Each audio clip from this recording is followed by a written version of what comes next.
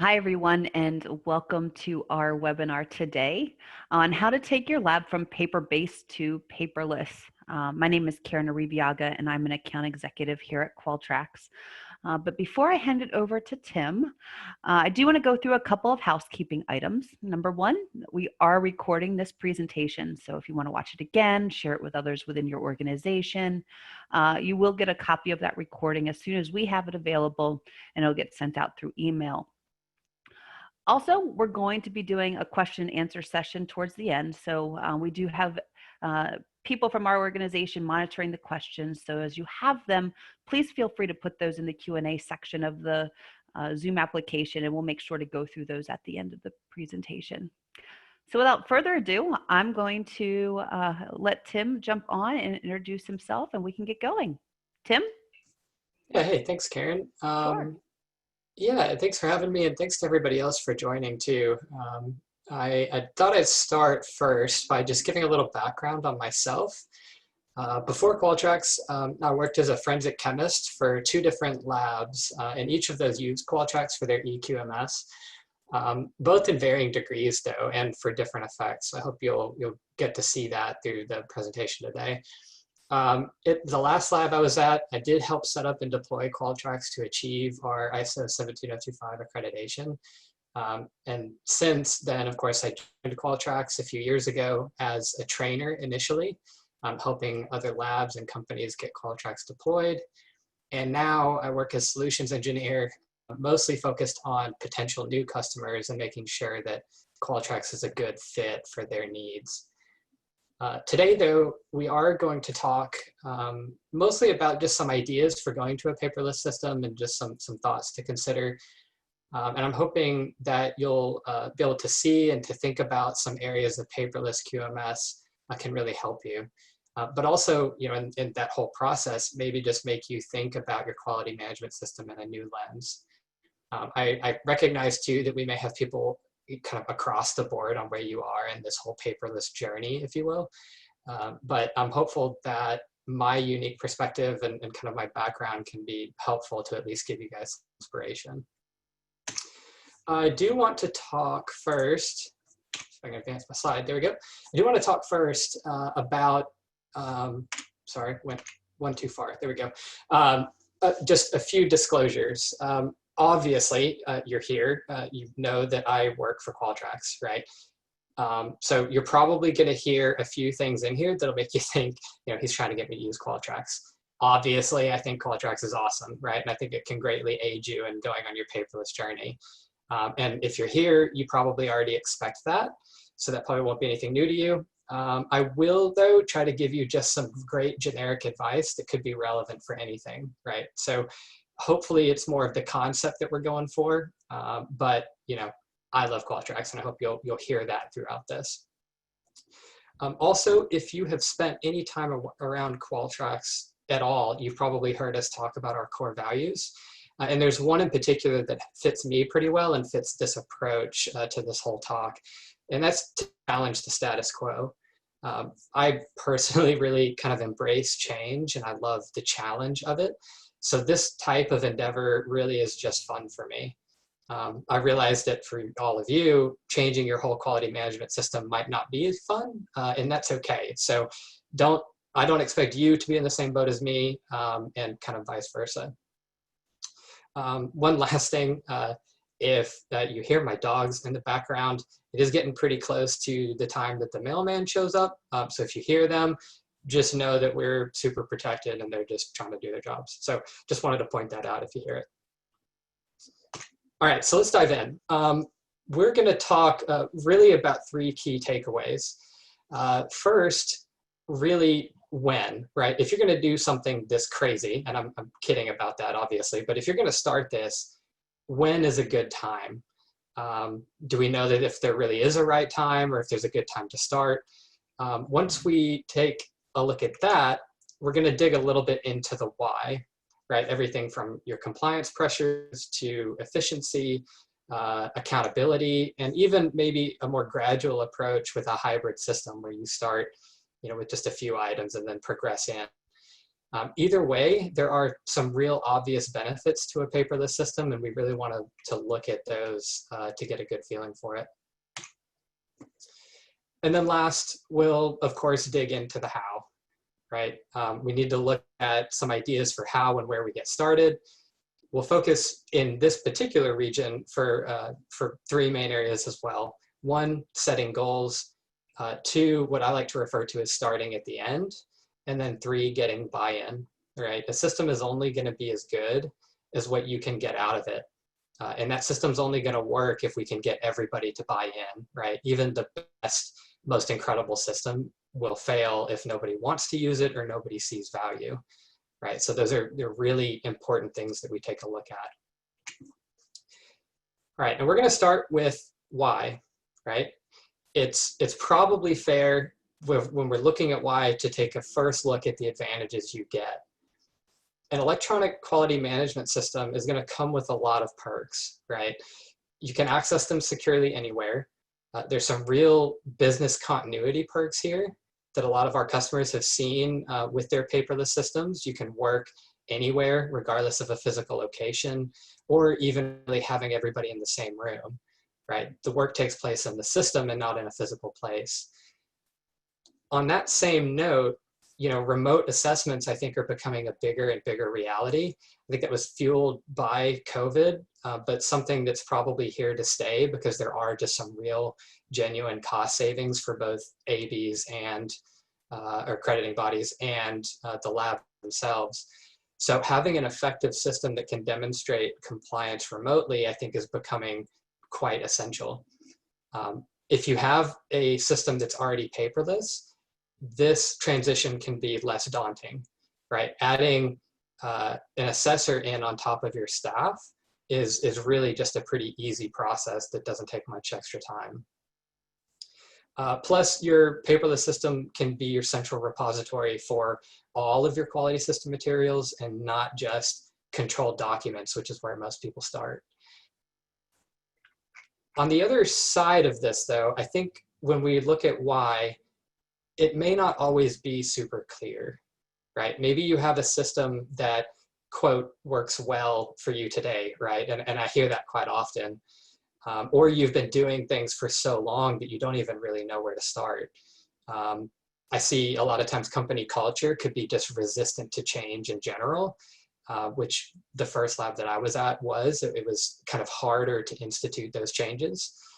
Or maybe you're being told kind of from a top-down supervisor approach that you just have to do this, right? All of these are reasons that we at least need to pay attention to how small changes can help relieve that burden and transition to a more efficient system.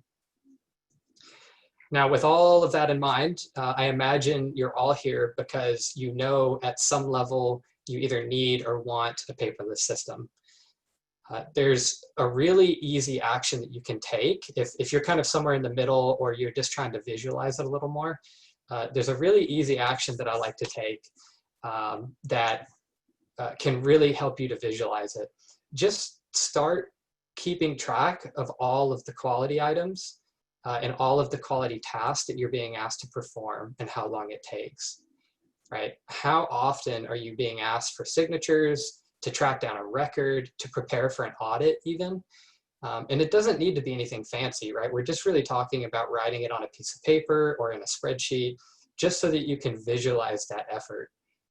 You may start to see out of that the benefits, the benefits of an EQMS and a more efficient system are really kind of being presented there right in front of you. If you keep saying that like audit prep, right, is taking weeks and all you're doing is verifying that records are where they need to be, it's pretty inefficient, and that could be a clue of where you can improve that system. All right, so when? Well, let's go back to my core value statement, and I realize this is easier for me, but challenge the status quo, right? If the system isn't the best way, why not change it, right? Did we take the time to even determine if what we're currently doing is the best way? Or have we really just been doing it for so long that we're not even sure, what the best route is? right? So if we challenge that status quo, if we challenge what normal is, maybe we can really get a handle on where the improvements can come from. I think if we're being really and completely honest though, there really isn't a good answer for when, right? And, I hope out of that, you can actually kind of help relieve some stress for yourself, right? Your compliance pressures are not going to go away. They're always going to be present. You're not going to be able to stop everything you're doing, stop testing, stop, whatever it is you're doing to dedicate time to this.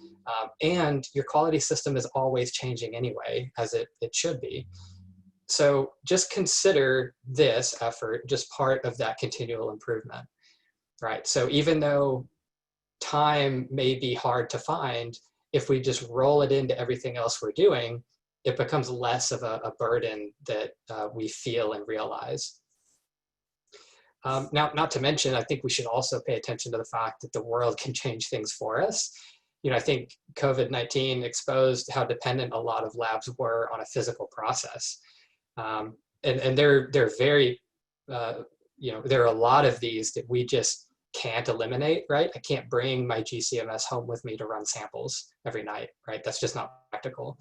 But what we can do are start changing some areas, and that's where you start to see big improvements and big wins over time. So every day is a good day, but know your limitations, right? Don't think you're going to go merge a paper system you've been using for 20 years into an electronic one and have it up and running in a week, right? Even myself working for Qualtrics, I'm going to tell you that's not possible when we start working together, right? You need to set that realistic goal for yourself. You need to set realistic goals for your teams and your organization about what you want to do, what you intend to do, and then how you're going to achieve that in the end. Okay, so how then? There are really two main areas that we're going to draw our attention to. First, and this is going to be a little bit counterintuitive, we're going to start at the end. Okay, and really what we mean by that is, what are we expecting to get out of our system? How is whatever we go with going to help us demonstrate compliance? What reports and information do we need to give to an assessor? And what does that data look like when I need it the most? If we start with that, with those core questions, and we work backwards, all it is filling in the gaps. Next, we'll talk about buy-in, because that's super important. Too often we see labs struggle to implement because it was just decided for them, right? And like I mentioned earlier, no matter how awesome a system is, you'll always have a detractor, right? You'll always have somebody on both sides that loves it and hates it, right? And really, if nobody uses this new system, what are you really gaining, right? So we need to pay attention to how people interact with it and how they use it. And really, the main thing is just to reassure those people on both sides that your core processes are always the same, and that we just need to encourage dialogue there. Finally, successful transitions always dedicate champions and resources. And if that's you, if you're the quality manager or the lab director that is the champion of this and you really want to get it going, that's awesome. If it's not your skill set, that's cool too. Just make sure you bring in somebody that can be that champion and can take it on. In the last lab I worked at, our system actually sat unused for a couple of years because we didn't really have a clear focus and a clear champion of what we wanted to do. We got a new quality manager and myself, and we kind of went in, really saw the potential, really wanted to dig into it, and took that on to get it implemented, right? So just having that dedicated team or people can really help. One other thing that we did that was kind of cool, and you guys could really do this if you're trying to find those people, is treat it like a perk for some of your high achieving employees. So if you've got people that are looking to take on other things, or just really want to, or your go-getters that want to go get stuff done, put them on this project and dedicate that resource, that person to go do it, and make sure you have those clear goals for them. All right, so let's start getting into the nuts and bolts. And really, I'll never forget the first 17025, the ISO 17025 external audit I was ever a part of. Each of our section managers had a wall that looked just like that photo in their office. And that picture is actually from a Staples. That's not really their office. So I don't think that that's a real life depiction, but I think you get the point, right? It was just a wall of binders. And they spent weeks in preparation going through each and every of those binders, just making sure that they were complete, all of the revisions were there, they were tracking down all of the records that they needed and making sure that everything was signed, initialed, and all of that jazz. Then we took all of those, packed them into carts, and rolled them into a giant conference room for the assessors to look at. And I was brand new at this lab. It was the first lab I ever worked for, the first time I was in ISO at all. And I knew that that was a giant waste of time, right? In that case, we're spending more time just on record maintenance and less on the actual quality of that system. So if we're going to start somewhere, I think the easiest for us to wrap our heads around is going to be document control. You get a lot of immediate payoff here, mostly with controlled access to current policies and to procedures. In a most basic version of document control, you can just digitize this and put it on a network drive, right? With a VPN, right, you can access that anywhere. You get current versions on a controlled server where you need it. This does come with a lot of negatives though, and I think we should probably point those out, right? It does require that VPN in order to get on and access, which means increased IT resources, increased spending on IT to make sure that it keeps working like it should. Things like your version control becomes very difficult, right? It's a very manual process of replacing a document and then manually archiving something off to the side.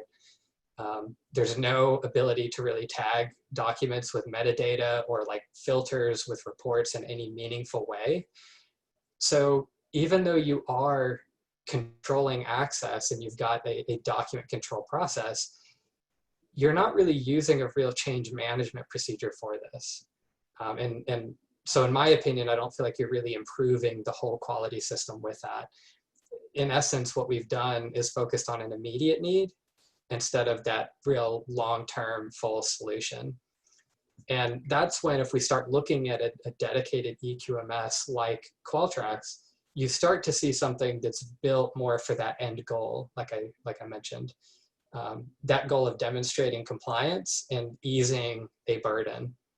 So what do I mean by that? Because I think it's hard to kind of visualize that in a slide. So let's go look at this Qualtrics system and make sure I'm still logged in there. There we go. Really, the controlled access thing is the most important part of this that we really want to pay attention to, right? So in our document module, you get what you're used to seeing in an electronic access of a system, right? You've got your folders and you've got documents within them. Now that's great.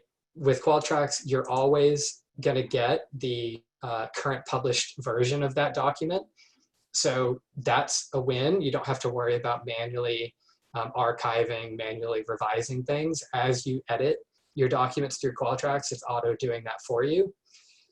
So now we're getting more of a system that's designed around that whole compliance issue.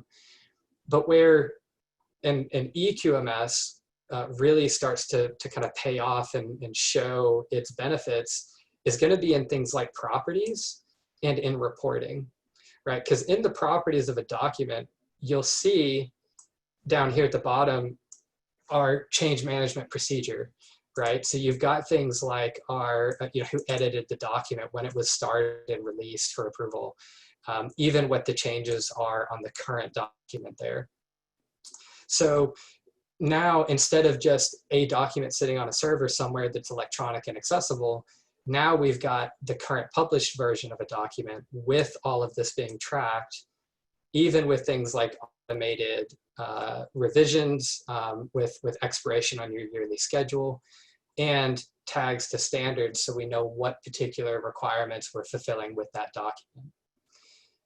Now, taking this even further, with the history, we've got all of our past revisions, right? So automated, nothing that you have to do to make this happen. You're not manually replacing stuff on your side.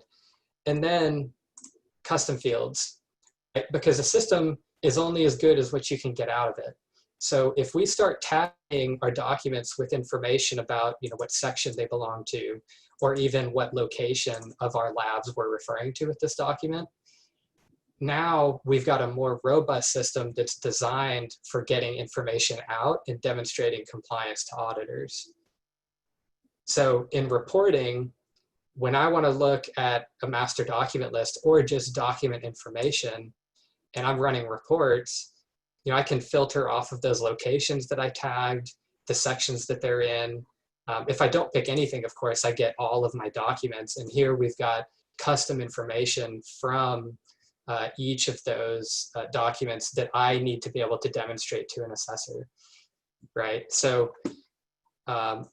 really, the benefits here are going to be access to, current steps, like where they're at in the process, revisions, when they were created, and when our next review is, right? If we're thinking about demonstrating this, that we're following our process, yearly reviews, published dates, who they're approved by, even what standards they pertain to is where we really start to come alive, right? So I know I keep going back to this, but focus on your output. What are the things here that we need to demonstrate during our assessment?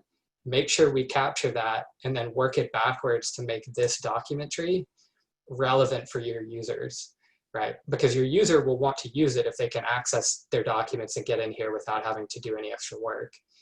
For you, as quality managers and lab directors, your benefit comes here, that demonstration that the procedures we've set in place are coming alive. All right, so if we want to ease this transition from a current system, right, where you've got either paper or some type of a drive where you're maintaining all of these documents, how do we get from that to a fully developed electronic QMS or to Qualtrics, really? Well, first, we need to really assess what we have, right? How much of your current system is going to come with you? Is it going to be all of it, right? Is it all of your current procedures, your current records, your past revisions, your past records? Or are we just going to start fresh with current procedures moving forward? And all of that really matters for us to figure out, right? If we do the work of determining what our system looks like and what it's composed of, then when we want to pull it into an electronic system, we know what that needs to look like.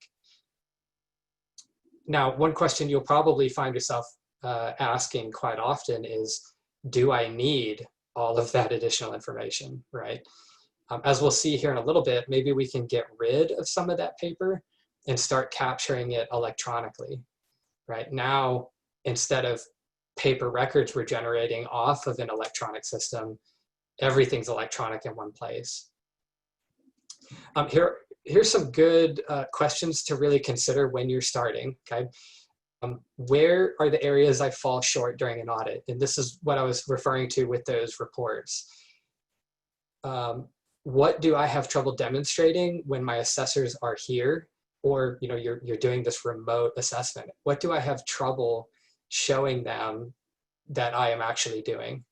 If you start there and make sure you're capturing that and work it backwards, you can really kind of have your system working for you instead of the other way around. Make sure that any additional document information that you need to tag, like sections and locations and standards, make sure that's all accounted for in that new eQMS that you're using. If you're going with a dedicated solution like Qualtrics, there's actually some additional benefits, right? We're going to help you answer these questions and can even assist with providing some examples on what other people have successfully done in the past. In the case of getting your documents into Qualtrics, we actually have a form to help you with this. And we'll, during implementation, can help you get all of that up and going and ask those pertinent questions. More importantly, though, don't be afraid to ask some of your other colleagues that have done this, right? You're not the first person to have done this. You're not the last person. Don't reinvent the wheel if you don't have to, right? Go ahead and ask around, figure out what worked and what didn't. One last thing that I do want to really point out here is that there will be a transition period, right? Set expectations, give yourself goals that you want to hit along the way, but just really make sure that you're aware that you will have a little bit of a transition from one system to the next. One of the common ways that I see customers transitioning to Qualitrax is that they'll add their documents as part of their yearly review, right? That way, it's just part of your normal process. You're not really working any more than you normally do. And it's, it's time to review your DNA quality manual. You just go grab that, upload it to Qualitrax, get it approved there, and then it's ready for use in the system. And slowly over that year, right, you'll have everything in the system and you've taken the time to really allow it to grow with you. That way you can also kind of learn from mistakes, if you will, because you will make mistakes. Everybody does. It's not a perfect process, but if you take that time to grow and set those goals, you can really know kind of how it's working best for you. All right. There we go. All right, so some other easy wins, right? Because document control is really where everybody starts. And it's kind of the thing you have to do. It's also kind of the easiest thing to think about, right? Because you've got all of these examples of accessing documents electronically. But if we're going to do this, there are some other really easy wins that we can have, right? And another place that really a dedicated electronic quality management system shines is with something like testing and training. So this is something that dedicated solutions do that a lot of like network drives really struggle at. With new employees or with revisions to documents comes that need for additional training. So you might as well keep those records with your quality documents. And more importantly, you might as well automate some of that to make it easier to demonstrate, right? So let's jump back over here. And I want to give you guys just a few quick examples of this, just so that you can visualize it. Let's say, one of the most common things you have to do is when I revise a document, or like I said, when you got a new employee, you have to demonstrate that those employees understand the changes that were made to that document, right? So I've got one here. It's just a new safety manual. It's a fake one. This is just a demo site, but it's a safety manual that I revised and is ready for approval. I'm the approver, so what I can do is just approve this document and just say, it looks good. And I gotta get my spelling correct. Looks good. With this, you'll notice that we've got this acknowledgement test linked to it that's gonna go out automatically. As soon as I hit approve, we're gonna automate and send that test, and you'll see it over here now with that acknowledgement test, to the relevant users that need to take that, right? You get to determine who those are, but what we've done now is taken out that additional step of now you going to each of your employees to figure out, who's read it, who hasn't, documented on a sheet of paper, and then remember to keep track of that sheet of paper when it comes audit time. Here, the user is automatically sent it. They get an email. I have what I need to tell them. The document's linked here, and I can just click, yes, I've read and understand it. Open the document, of course, and go look at it, see that new published version, and then submit it to say that I'm good, right? Super easy, very quick and efficient, and an easy way to get people to start using the system for more quality-related items. What you gain here, too, is the added benefit of electronic reporting, right? So instead of you having this binder of records from all of the times that you've done these, now I just have a report like my document list where I can just run on all of my testing results and see at the end right here that I've passed my safety manual test, and we've got 2 more that are incomplete down here at the bottom that haven't been taken yet. Right now, it's easier for me as quality manager to focus on these 2 instead of trying to arrange training for everybody and keeping track of that. Right, it's a big win just on efficiency and on time for your quality managers. One pretty cool way that we've seen some customers like really using this to kind of really push their systems forward is this one that you see over here on the right-hand side, this health attestation. I was actually working with a customer last week, and it was so cool what she was doing that I wanted to show it today. They are brand new to Qualtrics. They aren't even moving documents in yet. They're that new, but they got the idea that they wanted to start getting people into the system and using it in a way that kind of just worked, right? That they had a good positive interaction with their quality management system without having to really work too hard. So with COVID, you've got all of these new things you have to do. One thing that they have to do is every single day when they get to work, they have to attest that they haven't traveled anywhere and that they haven't knowingly come in contact with somebody that has COVID-19, right? Pretty standard stuff. She was doing this manually on a sheet of paper and trying to track down everybody every day, and just thought, man, there's got to be an easier way to do this. So she built a test, and I kind of helped her think through this whole process. And the test is just a statement, right? It's your certification that you haven't done those things. They take it every single day. It expires every single day. So when you get to work, you have one sitting here in your inbox. They would take it to attest that they have done that. They can then work the next day. It expires out back to their inbox and comes back as another test to retake and reaffirm that whole thing. What you get here, of course, is the added benefit of people interacting with the EQMS without having to do the stuff that's like tedious and hard, right? This is just everyday people logging in, completing an action, gets them used to working in the system, gives them a positive experience of what they are doing. So now when it's time to do another process or interact with some document or take a training, they know what that's like. So pretty cool big wins there for an EQMS that really can kind of push you in that paperless direction. All right, so we're going paperless, right? It doesn't have to start here with like this basic stuff. We can really start to improve on all of our processes once we decide that we are going to do this whole paperless approach. And really what an EQMS gives you, and this is kind of in addition to everything else, is the ability to move from the have to do into the constant improvement and making a system work for my compliance needs, right? You have processes within your policies that you have to follow, things like your audits, your corrective actions, your vendor approvals, right? You all are intimately familiar with these.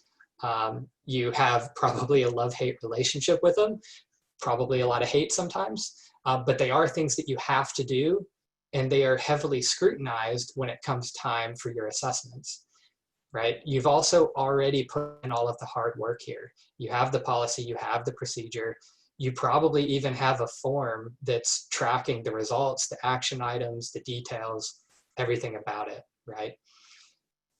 If we're gonna be filling out paper forms for these, are we really still improving that quality system, right? If moving these to a paperless system, as well as your documents and those other records, that can be an even bigger win for that EQMS than anything else that we're doing, right? Now we're centralizing all of our data. I hear most of the time from people pre-Qualtrics that one of the biggest things that they run into is that they always start corrective actions, but they forget to follow up with them after they've implemented that change, right? Or I couldn't find all the records for the car we did last year, and so I got dinged on it during our audit.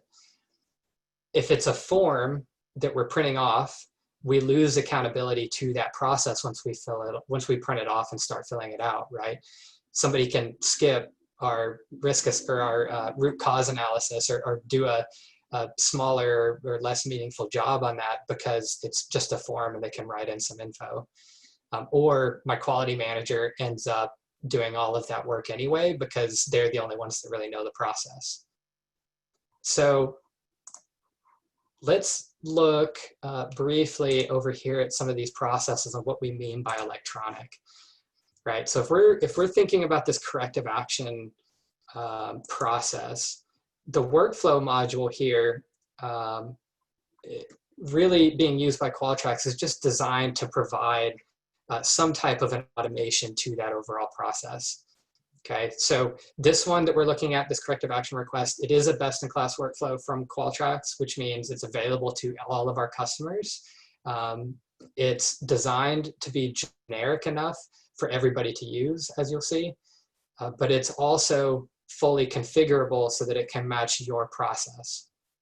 Okay, and really what we're trying to do with these best-in-class is just to lower that bar to entry and ease that transition for you. So if we start thinking about output first, like we've done with all the rest of these, I want to make sure that what I have to give my assessors is what I'm capturing in my process. And that starts with the overall process map itself, right? So does this flow match what you're supposed to do or what you say that you're going to do in your process? We started with nonconformance. Reporting a possible one and then reviewing that nonconformance and deciding if we need to move forward with a car. That then goes through cause analysis, plan development, and then is reviewed before implementation. And then of course that automated effectiveness review at the end. Now, like I mentioned, this is fully editable. So if your process is different, you can by all means take this and change it to yours. But what we do, once we have this final outline of how we want it to go, I can no longer deviate from this, right? So now we're keeping our employees, both our quality managers and the other people in the lab, accountable to our process, right? If I have to do cause analysis and that's on me, I have to answer the fields that are within this workflow, provide the information before I can move it along to review that plan. And then, of course, I can reject this plan if I, as quality manager, don't feel like that was developed enough, right? So now we're adding in this ability to hold accountable, right? Now, this, of course, takes time. It's anything else. If you're starting with something like this, you got to have the time and the energy to focus on it and really dedicate the resources around figuring it out. So instead, what we did, right, if we're talking about initial changes to help us get moving in the right direction, the first workflow I ever built had nothing to do with quality, right? And that is perfectly fine, right? I built one, if we go back to our workflows here, I built one that was to request time off, right? This was the first workflow I ever built. This is basically exactly what it was. And it was just this process down here, request time off. Anybody can go in and do that. Manager takes a look at it, makes sure that it's cool, maybe checks and makes sure there's coverage that day, and then sends it to the business manager to update the HR system. That would then complete the record, right? Again, nothing quality related, but like that COVID test that we sent out, it's getting people into the system and using it in a positive way.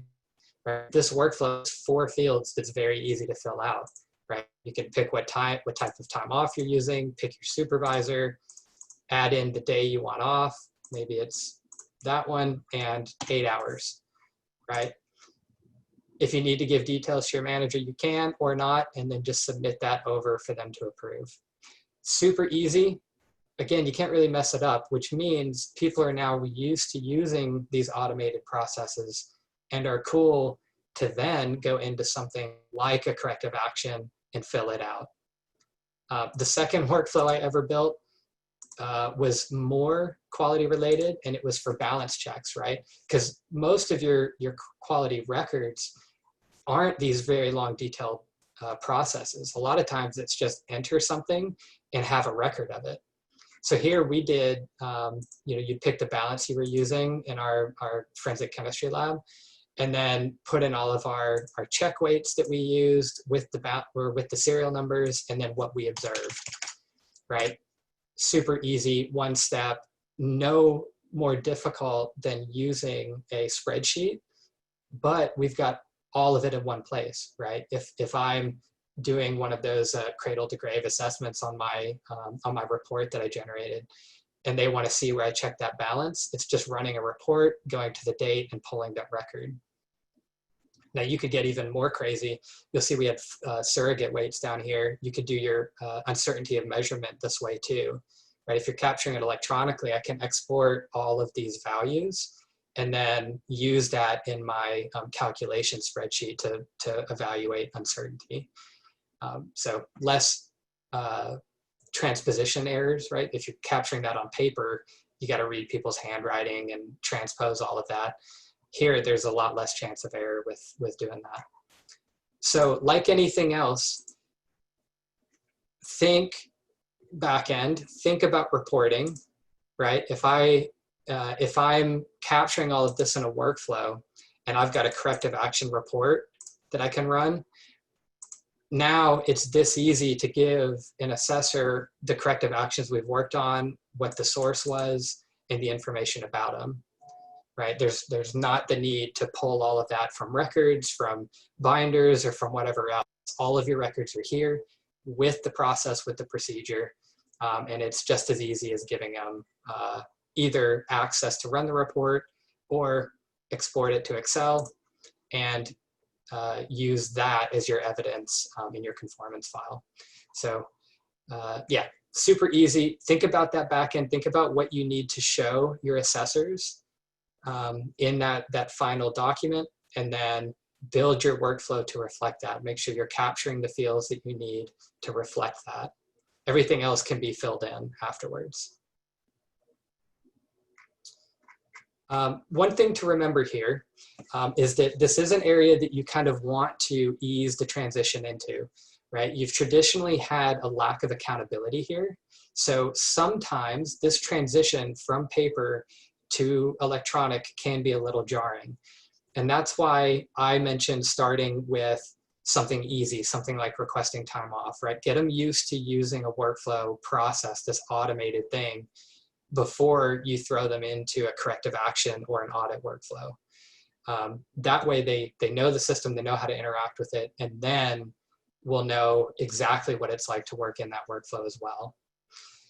Like anything else, these things are only going to be as good as how people use them, right? So if you could build the best, most incredible, complex workflow in the world, but if nobody uses it, it's not any good, right? So always start simple, always start with the output, and then build backwards to make your workflow from that. Oh, what happened? There we go. I've changed all of my slides for it. There we go. So with that, that kind of leads naturally into this second improvement that I really like to focus on, which is the idea of quality accountability. And we're really not talking about a negative thing here, okay?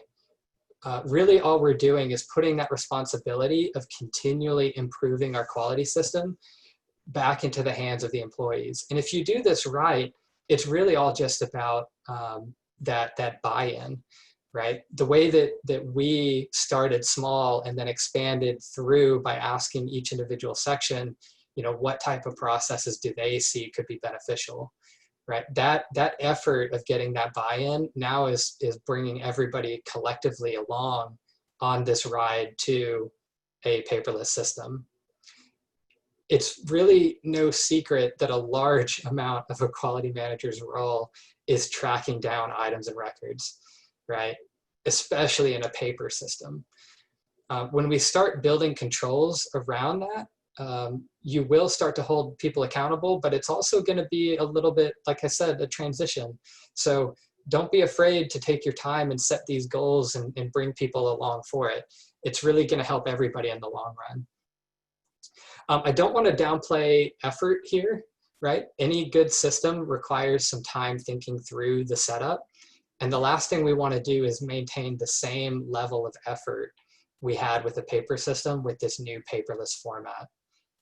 So once we set up that system to automatically follow a document control process, or automatically send acknowledgement tests, or capture training details, or even set up email reminders to remind them to go do something, that system is going to start to repay all of that effort. Okay, so set your goals, set your expectations, and then get to that point through time. All right, so because all of this is in one system as well, you do have this centralized repository, and you can check in on these processes with simple reporting and even dashboards, right? So now you're freeing up your quality teams from the hand-holding and from, arranging meetings and arranging kind of coordination. You're freeing that up and allowing them to focus just on the needs that have to be addressed. Right? If I need to go see who's still missing on an acknowledgement test, I just run a report and see it. Or if I want to get visibility into my corrective actions, I can just run a report and see that. It's very simple to get that out of your system once that end goal is the focus. All right, so in conclusion, I think really there are these main big takeaways that I'd like to just really focus on. One, the system should really work for you when you need it the most. And hopefully that's what you've gotten the most out of today. If the goal is compliance, and part of compliance is the assessment to show that you are meeting that, the system needs to work when you need to demonstrate that, right? So keep that in your mind the whole time. And as you know, at Qualtrics, when we're helping you, or if you're asking of other people how they do this, don't hesitate to get ideas from other people or from us on what this looks like. We've seen a lot of other people do it and have a lot of ideas for that, but in general, you know what you need, and make sure that system is going to provide it for you. An EQMS, of course, like Qualtrics, is built for that end goal. It is built for compliance. So if you're thinking long-term and where you want to be at the end with a paperless system, compliance should be your goal. And so an EQMS is going to help you get there. Now, all of that to say, it's only going to work if you use it, right? And that should be obvious. If you build something that's so utterly complex that nobody wants to use it, you're no better off than you were before. So keep things simple. Make sure that you're kind of including everybody and getting that buy-in, and that way everybody's using it and all of your stuff is there. Set realistic goals for people. I've mentioned this several times. I've seen a lot of people really struggle with this because they have just unrealistic goals for how they get to from A to Z, right? Make sure that you're being realistic. You know how your organization works, and you know what you need to get to a certain point. Set that goal, but then be firm on that goal, and make sure that you are kind of making people accountable to it. And last, think outside the box to achieve that goal, right? Sometimes if we stick to quality, we kind of get bogged down in the quality, right? And I've shown you a couple of ways where some customers have really thought outside of that norm to achieve an end goal that they were wanting, right? So requesting time off, or just changing our Excel logs into workflows that are easy to use, or a COVID attestation. Those were ways that quality managers were really focusing on the end goal of proper system usage instead of the immediate goal of I need 40 documents in by the end of the week, right? So don't be afraid to think outside of that to achieve your overall end goal. All right, so with that, I am going to turn it back over to Karen, and we'll open it up for some questions if anybody has any. Oh, fantastic. Can you hear me? Yeah. All right, so we do have some couple questions that are coming in, and I know we have got a number of people who are actually customers of ours on, and with some people that maybe this is even the first time you've even heard of Qualtrics. So no question is off limits. Please feel free to put those in there, and we'll be happy to do what we can to get you those answers. So Tim, first question: can Qualtrics communicate with Justice Tracks? And actually, this is probably a good time also when you speak to the Justice Tracks integration to also talk about other integrations you could potentially have with Qualtrics. Yeah, absolutely. We do have an out-of-the-box integration available with Justice Tracks, and we could provide the fine details on that too if you want. But basically, it's just utilizing our APIs. We have a wide range of publicly available APIs that are out there. Those point to the document tree, to the workflows, to all kinds of areas within our product and allow for the passing of information. So with Justice Tracks, it is there and available to connect and collaborate between the two, but that doesn't restrict it to use only with Justice Tracks. You could use it with your HR systems, with your, whatever other internal systems, any other limbs that you're using, you could use it there too. Great. So the next question, in fact, there's a couple of questions that kind of ask about this, and I think this one will be Tim, kind of directed at me. Okay. The first question is, well, how do you determine the cost for going Qualtrics paperless? And Sergio, I actually asked you a question of whether or not you meant just what is the general cost of Qualtrics, or how do you determine ROI for such a system like Qualtrics and your return on investment? So pretty much Qualtrics is a subscription-based product. And what we do is we talk to you, find out how many people are going to need to be really within the product itself, and we can come up with a quote for you to kind of show you what that cost would be associated with that. So if that's something that you or anybody else here is interested in learning more about in terms of the costs associated with a system like ours, please let us know. In terms of return on investment, or Frank even asks a question, how do you get buy-in from upper management to address concerns and costs of, paperless systems? One thing that we do here at Qualtrics, you heard Tim really talk a little bit about our core values. And one of our core values is also to never stop learning. And for our customers that are on today, our ears are always open. And so we are often turning to our customers to hear how Qualtrics is benefiting them. And that's how we've been able to really kind of come up with some justification cases for how Qualtrics can bring significant savings to our prospects and our customers. And so if you really want to dive into ROI, return on investments, even some of those soft ROI points that some of our customers have seen, please let us know. We've got a couple of resources that we could even walk you through. So if you are making a case to upper management of why you need to go paperless, because it's one thing to say, hey, I need some relief. Everything is becoming so manual and the burden is becoming overwhelming. If you need some hard evidence, please let us know. We've got a number of resources that we can share with you to help kind of build that case. Here's another question. We've got them rolling in, guys. So thank you so very much. And we'll go through as many as we possibly can. How do you use a paperless system in a laboratory, Tim? So lot numbers, technical initials, EGRAM annotations. Yeah, those are all wonderful questions. I'll tell you how, a couple of things. First, with initials, every user in Qualtrics, so in our system, has to log in. Right, so first of all, everything's going to be tracked via the login. So every time you're interacting with somebody, that's basically your signature, your initials. We are 21 CFR Part 11 compliant, so that does fulfill the FDA requirement as well. So electronic signature is good there.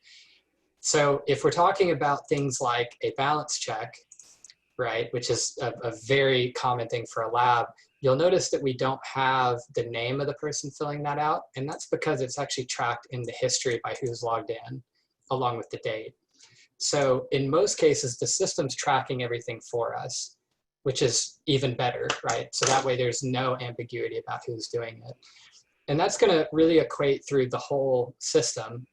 So any of those other processes that we have that are laboratory based, it's just gonna track who's doing what. We had Another example of a workflow that we used was a reagent prep one, which when we're talking about lot numbers, that really comes into play. So here you could imagine this form just rebuilt with things like the ingredients, the volumes that you used, and the lot numbers for the item, and then how you made it, and then even QC test results. In the same way that this is tracking, it's going to be all through the history. And then you can send it through to approvals if you need like a senior analyst to sign off on it, or however you do that. So in general, yeah, the system will do it for you. It's just really putting the process down into the electronic form that's the hard part. Hopefully that answered that question. If it didn't, by all means, right back in. Yes, please. How would I be able to use it with tracking initial demonstrations of capability where there might be approval needed for different levels of management? Yeah, great question. We actually have, and this is for, we see this a lot, especially on the environmental side, but it could really go either way. It's really going to depend on how much information you want captured and how automated you want this. We actually have, this is a brand new best in class that's coming out real soon for demonstrations of capability, both initial and ongoing. And it's designed to be a record of that information. So exactly what you need to demonstrate. I don't have it in this system. It is something that's coming very soon. So if you want those details, Karen can connect with you and we can provide that to you so you can see what it looks like. But in essence, it's going to be a workflow, and it could also involve, documentation in the document tree or some training within the system. It's just kind of pulling some different areas together. Great. Can you create things like certificates of calibration and test reports from Qualtrics? You could, especially if it's a workflow process, you could use the workflow to, we've got a form filler function that you could use to generate that form and provide that certificate out. Things like test reports are more commonly used out of a LIMS system that's designed for tracking that kind of stuff. So I think I would want to know a little bit more about specifically what you were trying to do, and if we're with calibration, a lot of that's just doing the process. With the test report, there's some analytical testing that's going in. And so we just want to make sure that we were really paying attention to that fit. Mm-hmm. But LIMS is going to be your way to go for more on the reporting side of laboratory results. All right, and Kent, I can reach out to you when we're done and try to get some more information to see if there's something that we should be kind of talking through to see how we can kind of give you a better answer. Can we have a copy of your workflow for balance checks, and how do we go about getting this? Great question. You absolutely could. That workflow was designed for the lab that I worked for, which had a lot of it. You saw the drop downs with the names of the balances and stuff like that. That we can talk about that offline. There's nothing really special about it. So if we want to talk about that, by all means, be willing to. Sure.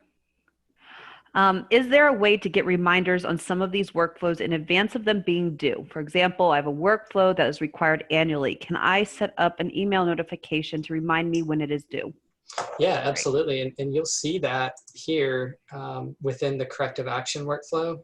I won't actually show you the field, but down here at the bottom, after we implement and we have to do this effectiveness review, really what we're doing is we're asking for a date that you're going to do that.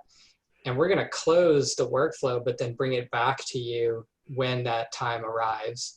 So the email notification will come back to you when that item expires and tell you that it's time to do that thing.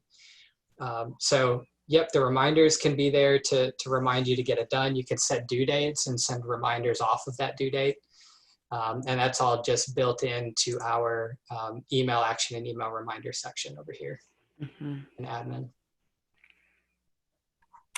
Is the EQMS, can that be used as a LIMS system? Not really. And it really depends on what you're trying to do with it. A lot of times LIMS systems are designed for tracking of assets, right? It might be a sample or an evidence item. Qualtrics isn't designed for that type of inventory database. So really it's going to depend on what you're trying to do with your LIMS system, but in general, Qualtrics is designed for quality, to be that electronic quality management system and not to be a LIMS system. But all things that we could talk about if you want to kind of explore that a little more. All right, and here is actually a question that kind of goes back to the question about setting a notification date from the question that we had before from Deborah. And what specifically she was asking is, so she wants to have a reminder that goes out to actually begin the workflow process. So she says, so like a reminder to go in and start a workflow. Okay, so almost like setting a task for that item. That's a good question. Not by default, but there could be some ways that you could kind of finagle that if you were doing it with like a delayed email. We'd want to look at like what type of frequency you were wanting it at. By default, I'll tell you how our email reminders work, and even the actions.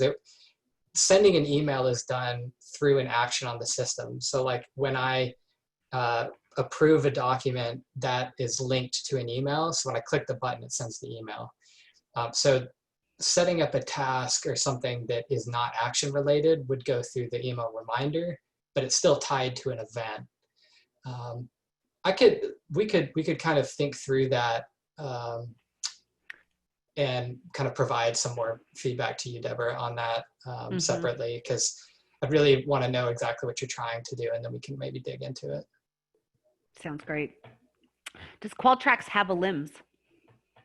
Qualtrics itself does not have a LIMS, but we have great relationships with a lot of LIMS providers, especially in the forensic space. We don't really pick one or the other. We like to think that we work with all of them. So in general, we'll play nicely with any of the LIMS that you are looking at. Right, and it's very common that we'll get questions like this often from organizations that ultimately they're like, well, I know I need a LIMS system. Do I also need a QMS? And there really is a case for how these systems are both needed. You know, a LIMS system is created to do very specific things. Qualtrics and EQMSs are also designed to do very specific things and meet specific requirements, and they both are very important. So I think with that API, we're often getting questions about which ones we integrate with, which ones we use. I would say the majority of our customers are actually laboratories that are using the system, and I mean there are many different LIMS that they are using to date in the different types of organizations.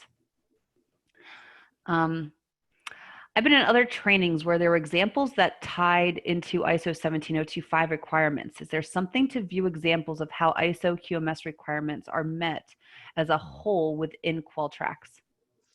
Yeah, absolutely. And that's through reporting.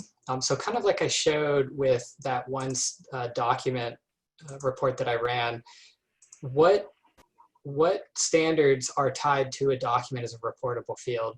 Now we take this a little bit further within that to provide a report on the system tab here for documents by standards. And what this allows for is if I have a particular standard set that I'm looking at, I could pick all of 17025 if I wanted. Then I can look at my whole entire document tree and see what is tagged to what standard. And let me just run that real quick. And you'll see, obviously, this is a demo system, so there's not a whole lot tagged.